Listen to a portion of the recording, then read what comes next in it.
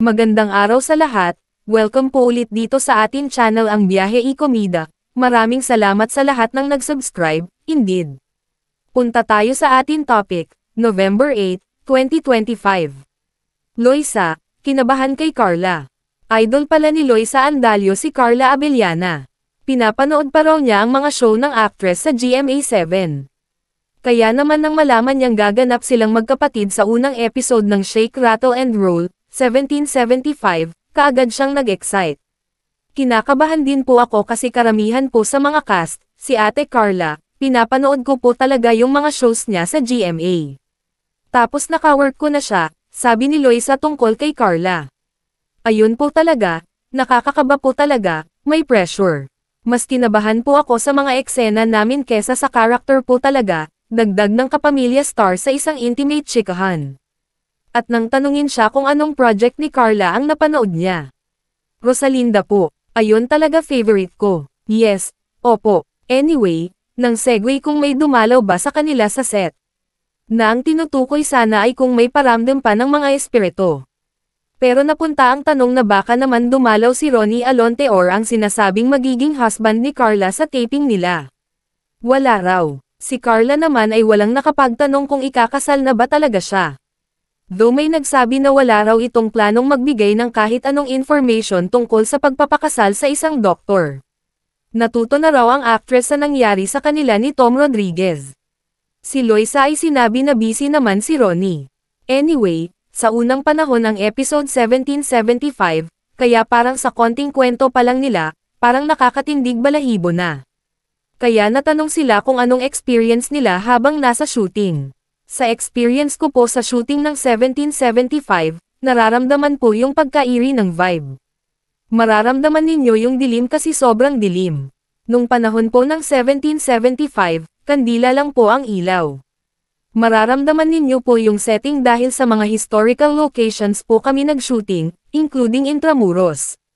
Tapos yung mga itsura pa po namin. So, hindi lang siya basta-basta historical or period, kaya period po yung aming setting.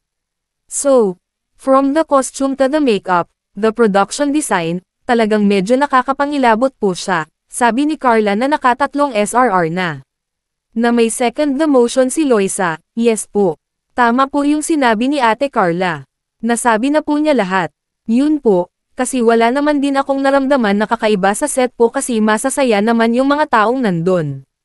Masaya lang kami. Pero syempre, pag action na, ayun na po yung takutan, dumidilim na, pinapatay na yung mga ilaw, dagdag ni Loisa.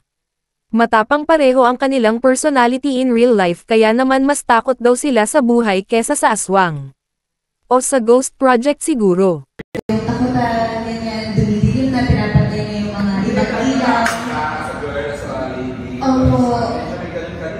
Matapang yung personality kaya mas natatakot tayo sa mga buhay na tao kaysa sa mga multo sa mga aswang, ganyan. Oh, mga ghost project. Totoo po, mga ganyan. Okay. Loisa, siyempre, kasi pangatlo ko. The first time you heard that we're doing SRR event origins, anong naramdaman mo? Siyempre, nakakatawa. Opo, nakaka-excited po. Pero syempre, kinakabahan din po kasi karamihan po sa mga cast, sa Ate Carla, pinapanood ko po talaga yung mga shows niya sa GMA, tapos naka-werber na siya. Yun po talaga, nakakabang po din. May pressure. Mas kinabahan po ako sa mga eksena namin kaysa sa mga sa character po talaga. Panoorin ang buong video sa Manila Feed YouTube channel. E-click ang mga link sa description box. At yan ang ating latest showbiz chika update for today. Huwag kalimutan mag-subscribe, click the notification bell for more showbiz chika updates, like and share the video at suportahan po ang ating Facebook page. Maraming salamat sa lahat ng nag-subscribe indeed. Magandang buhay sa lahat, adios!